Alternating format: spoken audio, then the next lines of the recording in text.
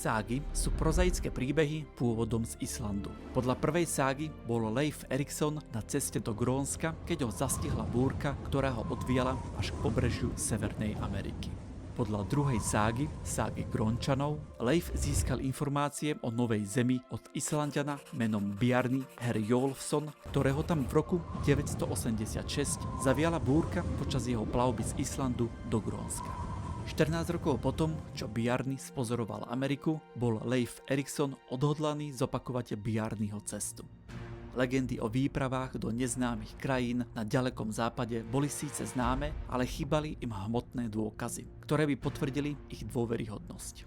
To sa zmenilo v roku 1960, keď Helge Ingstad, nórsky výskumník, pri hľadaní dôkazov o prítomnosti vikingov v Kanade našiel presne takýto dôkaz.